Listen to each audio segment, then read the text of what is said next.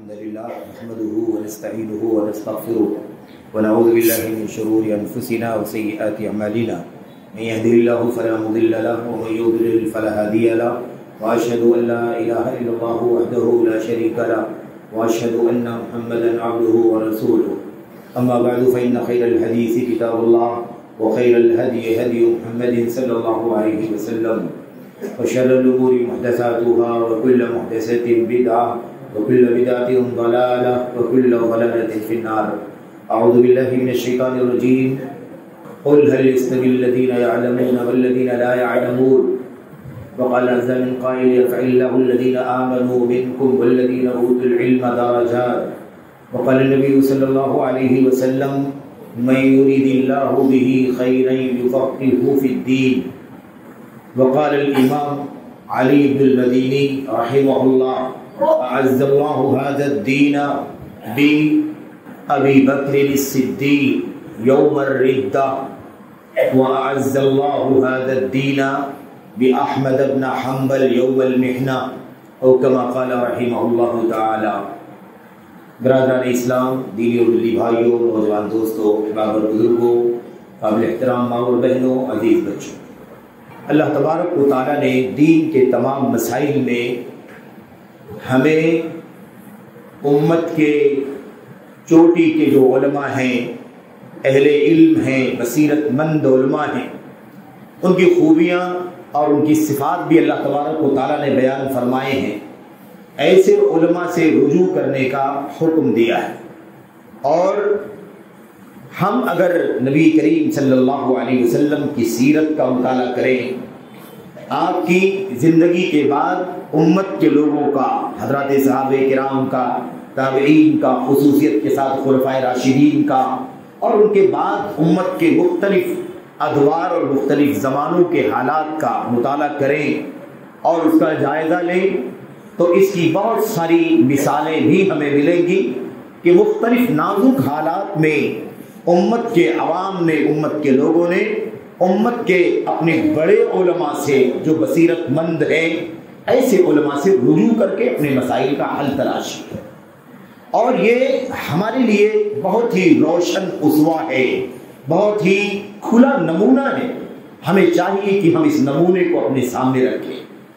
دنیا کے جس خطے میں بھی، جس ملک اور علاقے میں بھی، میرے بھائیوں، مشرق سے مغرب تک، شمال سے جنوب تک، جہاں کہیں بھی امت کے حالات نازک ہو جائیں، سیاسی حالات، علمی حالات، عقیدہ اور ایمان کے مسائل، عبادات کے مسائل، یا کوئی اور آسمانی زمینی آفت کا مسئلہ ہو جائے، کوئی جنگ و جدال کا مسئلہ ہو جائے، کوئی خوف اور امن کا مسئلہ پیش آ جائے، اس طرح کے تمام حالات میں ہماری اور آپ کی ذمہ داری بنتی ہے کہ ہم بھی امت کے اسلاف کی سیرت کو سامنے رکھتے ہوئے اپنے دنیا کے اندر پیدا ہونے والے بہت سارے مسائل جو آتے ہیں، ان مسائل میں اپنی امت کے ان چوٹی کے علماء سے رجوع کریں جو امت کی صحیح معنوں میں رہنمائی کرنے کے حقدار اور اہل.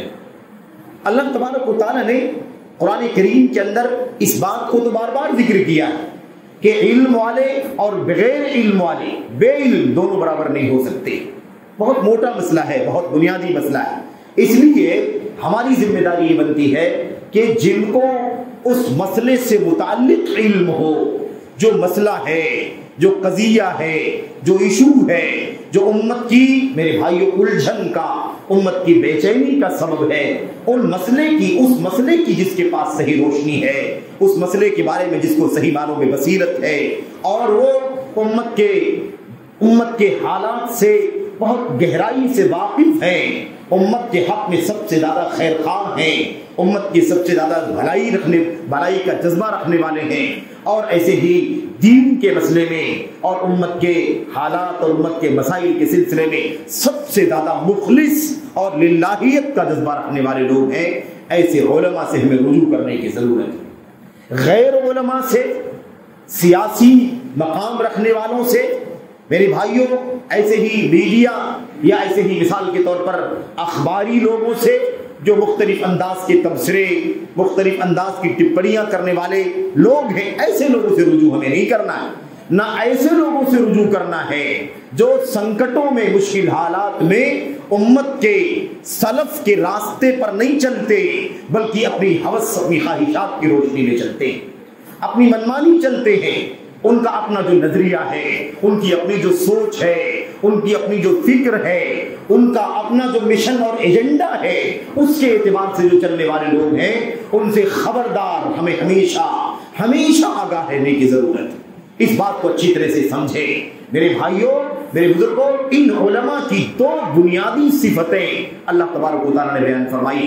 قرآن کریم کی آیتوں کا جائزہ لیں تو اللہ تبارک و تعالیٰ نے ایک جگہ فرمایا والراسخون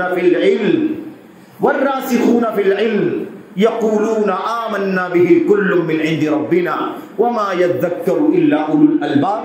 اللہ تبارک و تعالیٰ نے فرمایا سورہ آل عمران کی شروع کی آیتوں میں اللہ نے فرمایا والراسخون فی العلم، علم کے اندر گہرائی رکھنے والے، گہرا علم رکھنے والے جو لوگ ہیں، یہ کہتے ہیں آمنا بہ، ہم اس قرآن کریم پر ایمان رکھتے ہیں، اللہ تبارک و تعالیٰ کی فرمان پر ایمان رکھتے ہیں۔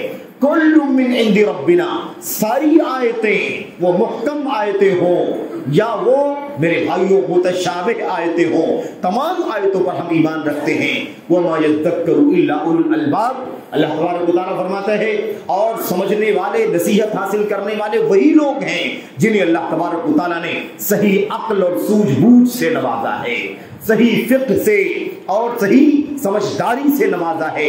الباب والے جو ہیں، الباب لب کی جمع ہے، لب کے معنی ہوتے ہیں مغز، گولا جس کو کہا جاتا ہے، جنہیں اللہ تبارک و تعالیٰ نے صحیح سوجھ بوجھ عطا فرمائی ہے، ایسے لوگ ہی عبرت نصیحت حاصل کرتے ہیں قرآن کریم کی آیتوں سے، نبی کریم صلی اللہ علیہ وسلم کی سنتوں سے۔ میرے بھائیو، دوسری صفت اللہ تبارک و تعالیٰ نے فرمائی والربانیون کونوا ربانیین، اللہ تبارک و تعالیٰ نے فرمایا اور ربانی علماء، ربانی علماء کون ہیں؟ جو اللہ تبارک و تعالیٰ کے دین کے چھوٹے مسائل سے لے کر بالترتیب بڑے بڑے مسائل کا بھی گہرا علم رکھتے اور اس کو بتانے میں اللہ تبارک و تعالیٰ کے لیے اخلاص، اللہ کے بندوں کے ساتھ خیر خواہی کا جذبہ اور اللہ تبارک و تعالیٰ کے دین کی رہنمائی کرنے کے حوالے سے کوئی دنیا نہیں، کوئی سیاست نہیں، کوئی مفاد نہیں، کوئی دنیوی مصلحت نہیں، بلکہ اللہ تبارک و تعالیٰ کے بندوں کو صحیح رہنمائی مل جائے، اپنی صحیح ذمہ داری سمجھ کر کے مخلص علماء جو ہوتے ہیں، ایسے علماء کو ربانیین کہا جاتا ہے۔ یہ علماء حق ہے میرے بھائیوں، جو امت کو صحیح گائیڈ کرتے ہیں، امت کو مس گائیڈ نہیں کرتے، عوام کو نازک حالات میں اپنے مشن پر استعمال کرنے کی کوشش نہیں کرتے میرے بھائیوں، ورنہ امت کے اندر بہت سارے نظریات کے لوگ ہیں، ایسے لوگ بھی ہیں جو الگ الگ راہوں پر چلتے ہیں، الگ الگ تھنکنگ اور میرے بھائیوں آئیڈیولوجی پر چلتے ہیں۔ وہ قرآن کی فکر، وہ نبی کی سنت کی فکر، وہ صحابہ کرام کی تعلیم کی فکر نہیں ہے، بلکہ انہوں نے اپنی ایک الگ راہ بنا رکھی ہے۔ آپ اس کو اگر سمجھنا چاہیں تو ایسے سمجھ سکتے ہیں میرے بھائیوں کہ امت کے ان لوگوں نے بھی قرآن کریم کی آیتوں کو پڑھا تھا جن لوگوں نے خارجیت کی راہ اختیار کی تھی۔ ان الحکم الا للہ، حکم اور فیصلہ اللہ تبارک و تعالیٰ ہی کا ہے۔ یہ آیت کریمہ پڑھی تھی ان خارجیوں نے جن لوگوں نے حضرت علی بن ابی طالب کے خلاف بغاوت کا جھنڈا اٹھایا تھا۔ 6000 لوگ الگ تھلگ ہو گئے تھے۔ بعد میں حضرت عبداللہ بن عباس رضی اللہ تعالیٰ عنہ کے سمجھانے سے، نصیحت کرنے سے، مناظرہ کرنے کے نتیجے میں میرے بھائیوں 4000 لوگوں نے توبہ کر لیا تھا، یا 2000 لوگوں نے توبہ کر لیا تھا۔ 4000 لوگ خارجی رہے اور اسی خارجیت کی راہ پر چل کر کے میرے بھائیوں مسلمانوں کے مقابلے میں آئے اور اہل سنت کے مقابلے میں آئے، اور اسی حالت میں وہ جنگوں میں مارے گئے۔ ان کی تباہی کا معاملہ بھی سیرت کی کتابوں کے اندر، تاریخ کی کتابوں کے اندر درج کیا گیا ہے۔ تو قرآن کریم کی آیتیں پڑھ کر کے سمجھانے والے تو خارجی بھی ہیں، خارجی نظریہ، آیتوں کو پڑھتے ہیں لیکن اپنی منمانی سمجھتے ہیں۔ آیتوں کا معنی نبی نے کیا بتلایا، آیتوں کا معنی نبی کے صحابہ نے کیا سمجھا، آیتوں کا معنی خلفائے راشدین نے کیا سمجھا، آیتوں کا معنی امت کے تابعین نے کیا سمجھا، اس سے سروکار نہیں رکھتے، بلکہ اپنی حوث اور اپنی مفاد کے مطابق آیتوں کی تعویل کرتے ہیں۔ یہ لوگ بھی تھے. روافظ کو دیکھ لو, شیعوں کو, رافضیوں کو, یہ نہ جانے کس کس قرآن کریم کی آیتوں کو اپنے مفاد کے مطابق ڈھالتے ہیں. اور جو ان کا عقیدہ ہے صحابہ کرام کی تکفیر کرنے کا, آل بیت رسول پنجتن پاک کے علاوہ سب کو دائرہ اسلام سے باہر نکالنے کا جو عقیدہ ہے, اس پر تمام آیتوں کو ڈھالنے کی کوشش کرتے ہیں. ایسے اور بھی لوگ ہیں, بہت سارے لوگ ہیں. صوفی اللہ کے کلام کی آیات کو صوفیت میں ڈھالتا ہے. بدعتی اپنی اللہ تبارک و تعالیٰ کے کلام کی آیتوں کو, نبی کی حدیثوں کو اپنی بدعت کو رواج دینے کے لیے استعمال کرتا ہے. اللہ واسطے اس طرح کی فکر رکھنے والوں سے اپنے آپ کو بچائیں. دنیا کے اندر مختلف لوگ ہوتے ہیں, مختلف انداز کی فکر رکھتے ہیں اور وہ ہمیشہ ہی امت کے ساتھ تلاؤ کرتے ہیں, لیکن سنکٹ میں, ایمرجنسی کے حالات میں, فتنوں کے حالات میں, نازک حالات میں اور جنگ و جدال کے حالات میں مسلمانوں کا اور امت کے لوگوں سے غلط فائدہ اٹھانے کا خاص میرے بھائیوں ان کا ایجنڈا اور ان کی کوشش ہوتی ہے. اس لیے خبردار, چوکنا رہے, ہوش میں رہے. حالات کی نزاکت میں امت کے علماء سے رجوع کریں, راسخین فی العلم سے, ربانی علماء سے, راسخین علماء سے رجوع کریں. میرے بھائیوں, ایک تو غیر علماء سے نہیں, جن کا تعلق علم سے, قرآن سے, سنت سے نہیں ہے, ان سے بھی رجوع نہیں کرنا کسی بھی صورت میں. لوگوں کو اپنے دماغ کی ٹپڑیاں نہیں پیش کرنا ہے, میرے دماغ پر عمل نہیں کرنا ہے, میری اپنی رائے پر کسی کو عمل نہیں کرنا ہے. میرے بھائیوں, سب کی ذمہ داری ہے کہ قرآن و سنت اور نبی کے صحابہ کی سیرت کو ہمیشہ اپنی سامنے رکھیں اور اسے روشنی سمجھ کر کے اندھیروں میں استعمال کر کے اس روشنی پر چلیں. یہ ہماری ذمہ داری ہے. اس لیے کوئی نہ ورغلائے, کوئی نہ بہکائے. امت کے حالات کا اور ان کی سیرت کا مطالعہ کرنے سے پتہ چلتا ہے کہ امت نے مختلف نازک حالات میں کس سے رجوع کیا تھا؟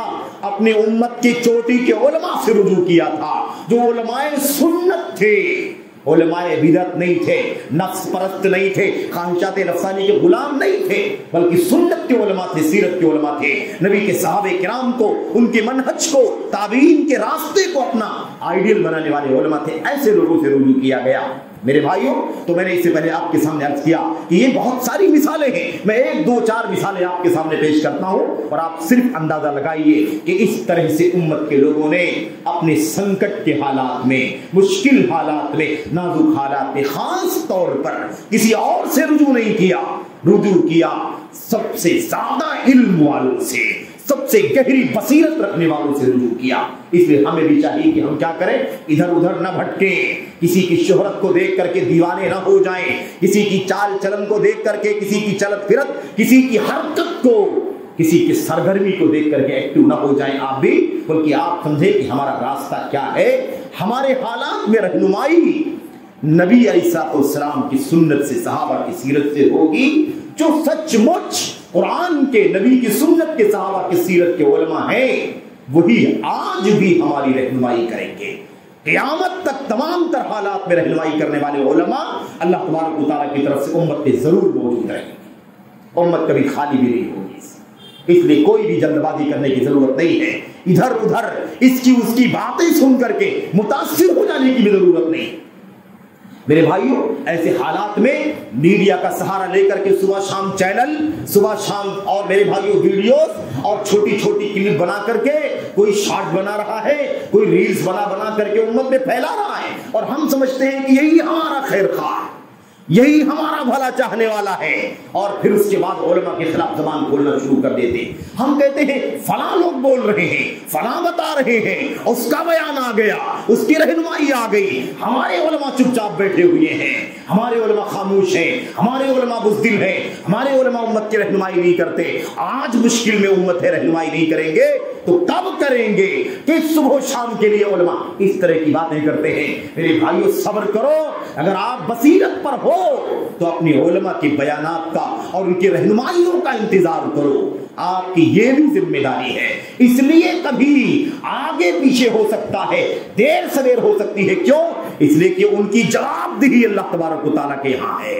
امت کے مشن, امت کی خیر خواہی کرنے کا مشن ان کی گردنوں میں ہے. وہ دیر کر سکتے ہیں لیکن آپ کو مس گائیڈ نہیں کر سکتے. جن کو جواب دہی کا احساس نہیں ہے, جن کو شہرت مطلوب ہے, جن کو نام مطلوب ہے, جنہیں دنیا کی مفاد مطلوب ہے, ایسے لوگ جھٹ سے بغیر علم کے, بغیر روشنی کے بول دیتے. میرے بھائیوں کیا آپ نہیں جانتے کہ جب یہی معاملہ پیش آیا تھا داعش کا، IS کا، تو بہت جلدی فلاں نے بیان دینا شروع کر دیا، اسلامی حکومت کے لوگ ہیں، اسلامی خلافت قائم ہونے جا رہی ہے، یہ اسلام کا قائد ہے، اور جلد ہی وہ اندھیرے چھٹ گئے، روشنی آئی تو پتا چلا یہ سب کے سب دہشت گردوں کے میرے بھائیوں اعلی کار تھے، بلکہ انہوں نے امت کو تباہ کرنے کا مشن اور امت کو تباہ کرنے کا بیڑا اٹھا رکھا تھا۔ خارجی لوگ تھے، دنگائی لوگ تھے، فسادی لوگ تھے، اسلام کا نام لے کر کے آئے تھے، خلافت تھے کہ لفظ سے کھلواڑ کرنے والے لوگ تھے۔ جلد ہی ہمارے علماء نے ان بصیرت مند علماء نے اور امت کے مخلصین نے، ہمارے وطن کے وطن عزیز کے جماعت اہل حدیث کے علماء نے، جماعت کے مخلص ذمہ داروں نے اپنی ذمہ داری کو ادا کیا اور امت کو صحیح معنوں میں صحیح رہنمائی کی کہ دھوکے میں نہیں آنا، یہ اسلام کی نمائندگی کرنے والے لوگ نہیں ہے، بلکہ یہ خروج کا راستہ، یہ ہم کو، آپ کو، ہماری جان کو، مال کو، ہماری آبرو کو اکارت کرنے کا مشن لے کر کے چلنے والے لوگ۔ ان کے افکار کیا ہیں، ان کے نظریات کیا ہیں، ہم نے نہیں دیکھا، ہم نے اس کا شور سنا بھاگنے لگے، اس کا شور سنا بھاگنے لگے۔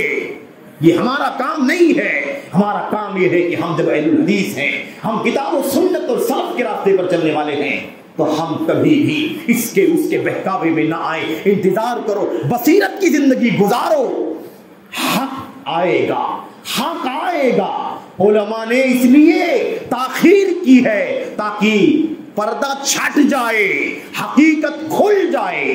بغیر علم کے، بغیر بصیرت کے جواب دینا علماء اپنے لیے حرام سمجھتے، جن کو اللہ تبارک و تعالیٰ کے یہاں جواب دینا۔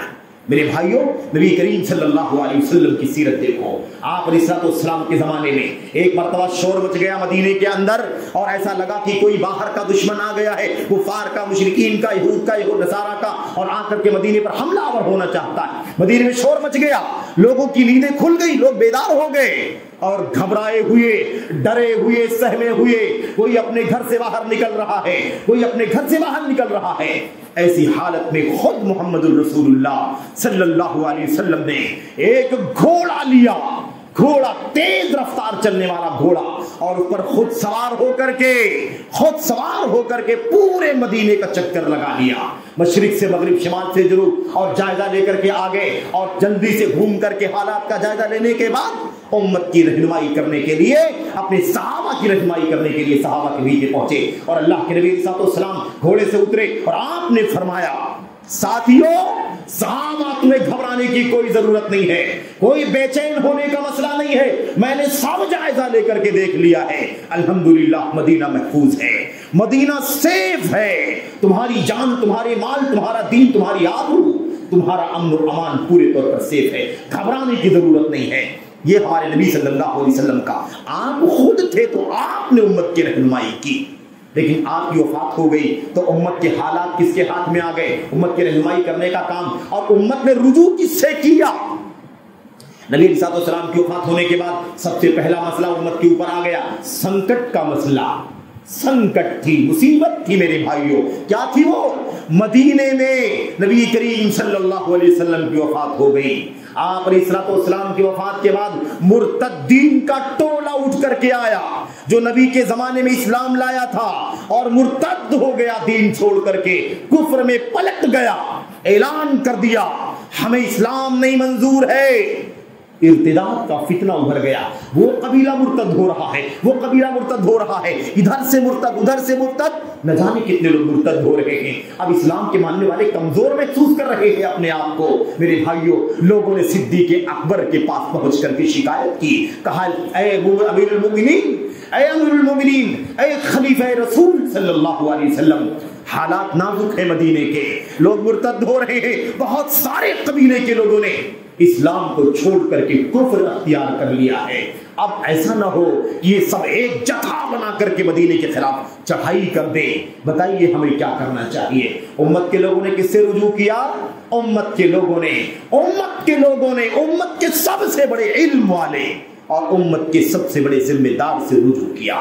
صدیق اکبر نے کہا وہ بے خوف رہو، گھبرانے کی ضرورت نہیں ہے، اللہ تبارک و تعالیٰ نے ہمیں اس بات کی ضمانت دی ہے کہ اللہ تبارک و تعالیٰ کا دین غالب ہو کر کے رہے گا. یہ مرتد ہونے والے اسلام کو نقصان نہیں پہنچائیں گے. یہ زکوٰۃ کے انکار کرنے والوں کا بھی ایک ٹولہ تیار ہو گیا. منکرین زکوٰۃ کا زکوٰۃ نہیں دیں گے. محمد ہم سے ٹیکس لیا کرتا تھا, ہم اس کے ہوتے ہوئے دیا کرتے تھے, وہ دنیا سے گیا, اب ہم زکوٰۃ نہیں دیں گے. بہت بڑا مسئلہ ہے. صدیق اکبر کے ساتھ مسئلہ آیا, انہوں نے فرمایا کوئی مسئلہ نہیں ہے. ایک بات تو یہ ہے کہ جو لوگ بھی زکوٰۃ دینے سے انکار کر دیں گے, جیسے نبی کریم صلی اللہ علیہ وسلم کے زمانے میں زکوٰۃ دیتے تھے, اگر نہیں دیں گے, ایک چھوٹا سا بکری کا بچہ بھی زکوٰۃ میں نکالتے رہے ہوں گے, یا ایک رسی بھی زکوٰۃ میں نکالتے رہے ہوں گے, اور نبی کی وفات کے بعد زکوٰۃ دینا بند کر دیں گے, لا قاتلتہم علی منعہا, تو میں نہ دینے پر میں ان سے لڑائی کروں گا, میں ان سے جہاد کروں گا. امت کو امن و امان ملا کہ نہیں ملا؟ امت کو سکون ملا کہ نہیں ملا؟ یہ ذمہ داری کس نے ادا کی؟ کسی چھوٹے نے نہیں. صحابہ تھے, سب کے سب صحابہ, لیکن ان میں سے کسی چھوٹے نے ذمہ داری نہیں ادا کی. یہ ذمہ داری امت کے سب سے بڑے عالم, اور یاد رکھو حضرت صحابہ کرام نے کہا تھا ابو بکر اعلمنا, ہمیں پتا چلا کہ ابو بکر صدیق رضی اللہ تعالیٰ عنہ ہم میں سب سے زیادہ علم والے صحابی ہیں. میرے بھائی, قرآن کریم کی آیت کریمہ کی تفسیر اللہ تبارک و تعالیٰ نے فرمائی اذا جاء نصر اللہ والفتح ورأیت الناس يدخلون فی دین اللہ افواجا. اس آیت کریمہ کی تفسیر میں صدیق اکبر نے کہا تھا میرے بھائیوں, جب وہ رونے لگے, آیت کریمہ اتری تو رونے لگے. لوگوں نے کہا رونے کی کیا بات ہے, یہ تو بشارت ہے, اللہ کی مدد کی بشارت ہے, فتح کی بشارت ہے, آپ رو رہے ہیں؟ رونے کے کا سوال پیدا ہوتا ہے. صدیق اکبر نے کہا تمہیں نہیں پتا, اس میں بشارت ضرور ہے فتح کی, نصرت کی, لیکن اشارہ ہے کہ نبی کریم صلی اللہ علیہ وسلم کی وفات ہونے والی. صحابہ نے کہا آج پتا چلا کہ ہم میں سب سے زیادہ علم والا کون ہے, صدیق اکبر رضی اللہ عنہ. تو لوگوں نے کس سے رجوع کیا بھائی؟ سب سے زیادہ علم والے سے رجوع کیا. اور آگے مثال میں آپ کے سامنے پیش کرنا چاہتا ہوں میرے بھائیوں, کیا ہوا. قرآن کریم کا مسئلہ, قرآن کریم لوگوں کے سینوں میں ہے. یاد کیا ہے حفاظ نے قرآن کریم کو. اللہ کے نبی علیہ السلام کے صحابہ کرام میں کچھ لوگوں نے صحیفوں کے اندر لکھا ہے, کاغذات میں لکھا ہوا ہے, پتھروں پر لکھا ہوا ہے, کھجوروں کی چھال پر لکھا ہوا ہے, پتوں پر لکھا ہوا ہے. قرآن کریم کو جمع کرنے کا مسئلہ پیش آ گیا. قرآن کریم کو جمع کرنے کا مسئلہ پیش آیا. کیسے پیش آیا؟ اے ابو بکر صدیق رضی اللہ تعالیٰ عنہ, مسئلہ یہ ہے کہ یہ بڑے بڑے حفاظ ہیں قرآن کریم کے, اور جنگیں ہو رہی ہیں, جنگوں میں بڑے بڑے قرآن کریم کے حفاظ اور علماء شہید ہو رہے ہیں. اگر ایسے ہی شہادت کا سلسلہ چلتا رہا تو قرآن کریم ان کے سینوں میں ہے, وہ دفن ہوں گے تو قرآن کریم بھی دفن ہو جائے. اس لیے اے خلیفۃ المسلمین, اے خلیفہ اول, آپ سے گزارش ہے کہ اس مسئلے پر کوئی آپ جلد سے جلد رہنمائی فرمائے کہ کیا کرنا چاہیے. سنکٹ تھا کہ نہیں سنکٹ تھا؟ قرآن کریم کے ضائع ہو جانے کا مسئلہ تھا. میرے بھائیوں, صدیق اکبر نے فوراً اس مسئلے پر, میرے بھائی تفصیلات کا موقع نہیں ہے, آپ نے فوراً کمیٹی بنائی اور آپ نے فرمایا قرآن کریم کے جمع کرنے کا سلسلہ شروع کر دیا جائے. قرآن کریم جمع ہو گیا. لوگوں کا الحمدللہ صحیفہ اور ان کے پاس سے کاغذات یا ایسے ہی کھجور کی چھالیں یا چکنے پتھر جہاں جہاں لکھا ہوا تھا اکٹھا کر لیا گیا, اور اس کے بعد امن ہو گیا. لیکن اس کے بعد صدیق اکبر کا زمانہ گیا, 2.5 سال کے بعد عمر بن خطاب کا دور آیا, 11.5 سال تک. ان کے خلافت کے دور میں پھر ایک نیا مسئلہ پیدا ہو گیا, اور وہ معاملہ بھی معمولی تھا. دھیرے دھیرے حضرت عثمان غنی رضی اللہ تعالیٰ عنہ کی خلافت کا دور آ گیا. ان کی خلافت کے اندر معاملہ سنگین ہوتا گیا. مسئلہ یہ ہو گیا, قرآن کریم کی آیتوں کو پڑھا جا رہا ہے, پڑھنے کے اندر جو الفاظ ہیں وہ الفاظ مختلف پڑھے جا رہے ہیں. عربی زبان جاننے والے مختلف قبیلوں کے لوگ ہیں, مختلف قبیلوں کا لہجہ الگ ہے, مختلف قبیلوں کا انداز الگ ہے, زبان الگ ہے. میرے بھائیوں, کوئی کسی طرح پڑھ رہا ہے, کوئی کسی طرح پڑھ رہا ہے, کوئی مالکیوں میں دین پڑھ رہا ہے, کوئی مالکیوں میں دین پڑھ رہا ہے, کوئی زکیہ پڑھ رہا ہے, کوئی زاکیہ پڑھ رہا ہے, کوئی کہیں یعلمون پڑھ رہا ہے, کوئی کہیں تعلمون پڑھ رہا ہے. یہ اختلاف ہونے لگا. جب دوسرے نے سنا کہ یہ ایسا پڑھتا ہے تو ڈوکا, کہا یہ آپ ایسا کیسا پڑھتے ہیں, ہم نے تو ایسا سنا ہے. اس نے دوسرے کو دیکھا کہ وہ الگ پڑھتا ہے, لفظ الگ ہے, معنی کچھ نہیں بدلتا کوئی خاص, لیکن آپ الگ کیوں پڑھتے ہیں؟ انہوں نے کہا ہم نے تو ایسے ہی پڑھتے ہوئے سنا ہے۔ اختلاف ہو گیا، اختلاف بڑھتا گیا، اندیشہ یہاں تک آ گیا کہ وہ اس کو غلط اور جھگڑا، اور وہ اس کو غلط کہنا اور جھگڑے کی نوبت آ گئی۔ حضرت عثمان غنی خلیفہ تھے اس وقت۔ لوگوں نے خلیفۃ المسلمین کو کہا اے امیر المومنین، مسئلہ یہ ہے کہ قرآن کریم کے معاملے میں اگر آپ نے جلد سے جلد کوئی فیصلہ نہ لے لیا، اس کے اختلاف کو ختم کر کے ایک قرآن کریم، ایک مصحف، ایک لفظ کے ساتھ اگر جمع کرنے کا آپ نے کوئی فیصلہ نہیں کر لیا تو ہو سکتا ہے کہ یہ امت قرآن کریم میں اتنا اختلاف کر لے گی جیسے یہود و نصارہ نے اپنی کتابوں میں اختلاف کر لیا ہے۔ میرے بھائیوں، سنکٹ تھا قرآن کریم کے ساتھ اتنا بڑا اختلاف کا مسئلہ۔ کیا ہوا میرے بھائیوں؟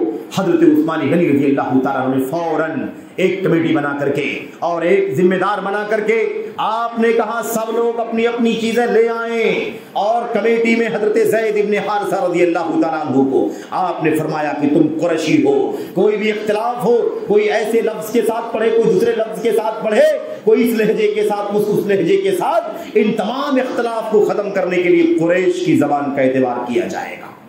کس کی زبان کا؟ قریش کی زبان کا۔ اس لیے سارے اختلاف کو ختم کرنے کے لیے قریش کے لفظ کا، اور تم قریش کی زبان کو جانتے ہو، اور میرے بھائیوں قرآن کریم قریش کی زبان میں اترا ہے، اس لیے فیصلہ قریش کی زبان پر ہوگا۔ اس طرح سے قرآن کریم کو جمع کروا کر کے ایک مصحف جو مصحف مدینہ کہلاتا ہے، مصحف عثمانی کہلاتا ہے، جو مدینہ طیبہ سے چھپا ہوا ہے اور دیگر ملکوں سے بھی چھپا ہوا ہے، ایک کاپی تیار کرائی عثمان غنی رضی اللہ تعالیٰ عنہ نے، اور اس کے بعد اس کی مزید 4 کاپیاں اور بنوائی، اور اس کے بعد عراق میں اور شام میں اور یمن میں اور کہاں 5 ملکوں میں الگ الگ بھیج دیا، اور کہا قرآن کریم کے سارے الفاظ چھوڑ دو، اسی مصحف عثمانی کو سب لوگ پڑھیں گے اور اسی کے مطابق سب کے سب تلاوت کریں گے، عمل کریں گے۔ اس سنکٹ میں حضرت عثمان غنی کی ذمہ داری تھی کہ نہیں تھی؟ انہوں نے ذمہ داری اٹھائی کہ نہیں اٹھائی؟ اور ان صحابہ نے شکایت کس سے کی تھی؟ شکایت کی تھی کسی اور سے نہیں، بلکہ اس مشکل سے نکلنے کے لیے حضرت عثمان غنی سے شکایت کی تھی۔ عثمان غنی صرف خلیفہ نہیں تھے، بلکہ عثمان غنی صحابہ کرام میں چوٹی کے علم والے نہیں تھے۔ میرے بھائیوں، تو آپ علم کے اعتبار سے بھی اور مسلمانوں کی ذمہ دار کی حیثیت سے بھی، دونوں اعتبار سے آپ مسلمانوں کے ولی امر تھے، آپ نے ذمہ داری ادا کی تھی۔ میرے بھائیوں، اور میں 1-2 باتیں بیچ کر کے 1-2 منٹ بات ختم کرتا ہوں۔ حضرت انس بن مالک کا واقعہ آپ کو معلوم، صحیح بخاری کے اندر حجاج بن یوسف کا دور ہے، عراق کا گورنر ہے حجاج بن یوسف، اور خلیفہ عبد الملک بن مروان کی خلافت ہے۔ میرے بھائیوں، حجاج کو آپ جانتے ہیں کہ حد درجہ سخت گیر واقع ہونے والا خلیفہ، یعنی گورنر، اور حد درجہ شدت اور سختی کرنے والا، ظلم کرنے والا، زیادتیاں کرنے والا۔ لوگ عراق میں پریشان ہو گئے، اس کے ظلم سے، زیادتی سے حد درجہ پریشان ہو گئے۔ آخر وقت کے حاکم اور عراق کے گورنر کے ظلم سے میرے بھائیوں بچنے کے لیے، اس مشکل سے، بے چینی سے نجات حاصل کرنے کے لیے سوال کس سے کیا لوگوں نے؟ ایک ٹیم آئی چند لوگوں کی حضرت انس بن مالک رضی اللہ تعالیٰ عنہ کے پاس۔ انس بن مالک اس وقت کے چوٹی کے امام اور عالم تھے، نبی کریم صلی اللہ علیہ وسلم کی صحبت میں رہنے والے۔ ان کے پاس آ کر کے کہا، شکایت کی، اے انس بن مالک رضی اللہ تعالیٰ عنہ، ہم آپ کے پاس آئے ہیں حجاج کی شکایت کرنے کے لیے، بہت ظلم ہو رہا ہے، بڑی زیادتی ہو رہی ہے، بتائیے کیا کریں، ہمارے بس سے باہر ہو چکا ہے۔ اس سنکٹ میں، اس مشکل میں میرے بھائیوں سوال کس سے کیا گیا؟ انس بن مالک سے کیا گیا، اور بھی بہت سارے لوگ موجود تھے، لیکن یہ سوال انس سے کیوں کیا گیا؟ کیونکہ انس وقت کے چوٹی کے علماء میں سے ایک تھے، نبی کے صحبت میں رہنے والے، آپ کے خادم 10 سال تک۔ میرے بھائیوں، آ کر کے پوچھا ان سے، بتائیے کیا کریں؟ حضرت انس بن مالک رضی اللہ تعالیٰ عنہ نے ان کو صبر کی تلقین کی۔ یہ علماء کا کام ہوتا ہے، علماء کی ذمہ داری بنتی ہے کہ کتاب و سنت کی روشنی میں رہنمائی کریں۔ انس بن مالک نے یہ بات سنی تو آپ نے فرمایا، اصبروا، اے لوگوں صبر سے کام لو، صبر سے کام لو۔ فوالذی قسم کھا کر کے کہا اس لیے کہ میں نے تمہارے نبی محمد صلی اللہ علیہ وسلم سے یہ بات سنی ہے. آپ نے فرمایا تھا لا یاتیکم یوم الا والذی بعدہ شر منہ. جو دن بھی تمہارے پاس آ رہا ہے، جو دن بھی تمہارے پاس آ رہا ہے وہ دن بہتر ہے، اس کے بعد آنے والا دن اس پہلے والے دن سے بدتر ہوگا، برا ہوگا. صبر کی تلقین کیا. کیوں صبر کی تلقین کیا؟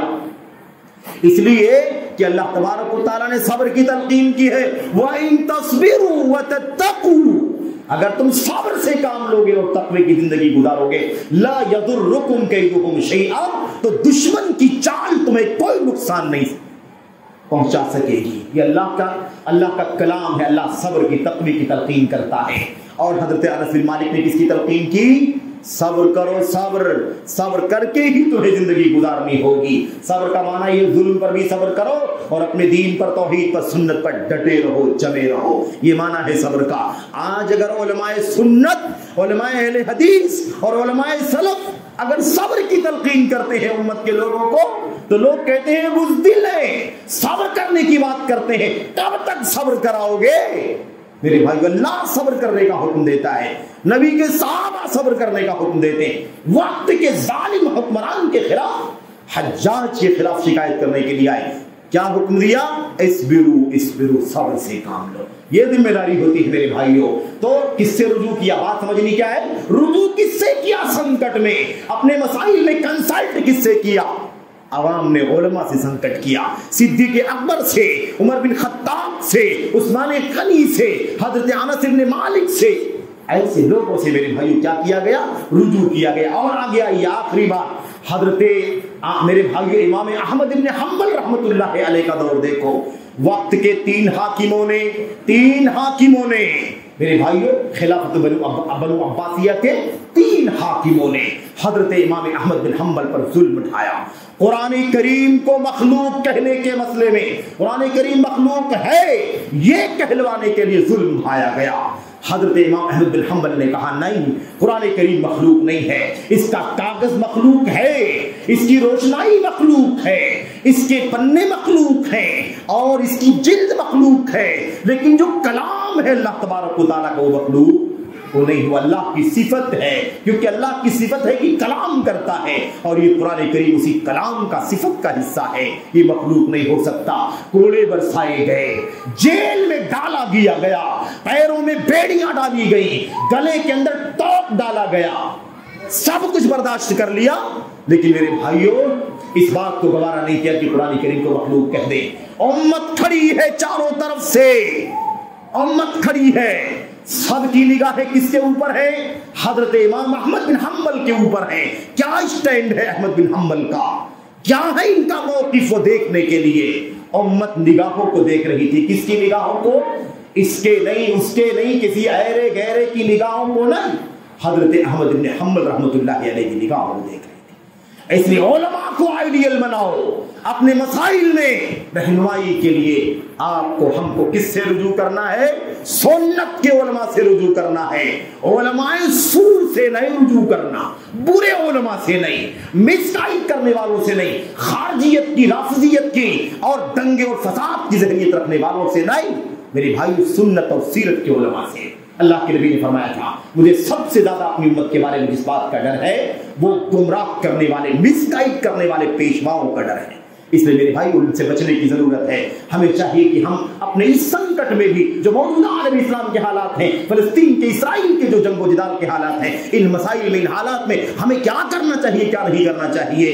میرے بھائیوں اپنے سنت کے علماء کی طرف میرے بھائیوں آپ کی نگاہیں لگی ہونی چاہیے. آپ یہ دیکھیں کہ ان کی رہنمائی کیا آتی ہے. کسی اور کو نہ رجوع کرنا ہے، کسی اور کو نہ سننا ہے، نہ کسی اور کی رہنمائی کا انتظار کرنا ہے. ہماری ذمہ داری ہے کہ ہم سنت کے علماء جو اسی راستے پر، وہی ابو بکر، وہی عمر، وہی عثمان، وہی انس، وہی ابن حنبل اور دیگر ائمہ سلف کے راستے پر چلنے والے علماء ہیں، انہی کی رہنمائی ہمیں لینی ہے. اللہ سے دعا ہے کہ اللہ ہم سب کو اس کی توفیق عطا فرمائے اور ہر طرح کے نازک حالات سے، فتنوں سے اللہ تبارک و تعالیٰ ہماری حفاظت فرمائے. اللہ تبارک و تعالیٰ مسلمانوں کو امن و امان کی توفیق عطا فرما دے.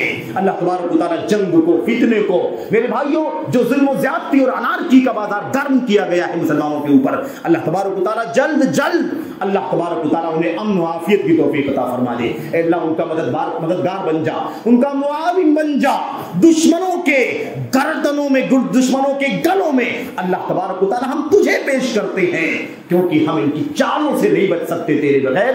اس لیے اللہ تبارک و تعالیٰ لا حول ولا قوت الا بک, کچھ بھی نہیں کر سکتے ہم سوائے تیرے. اس لیے اللہ تبارک و تعالیٰ تو ہی ہمارا مددگار ہے. اللہ سے دعا ہے کہ اللہ تعالیٰ ہم سب کو شریعت کے سنت کے اصولوں پر چلنے کی توفیق عطا فرمائے. آمین رب العالمین. صلی اللہ علیہ وسلم وبارک علی نبینا محمد وعلی آلہ وصحبہ اجمعین. السلام علیکم ورحمۃ اللہ.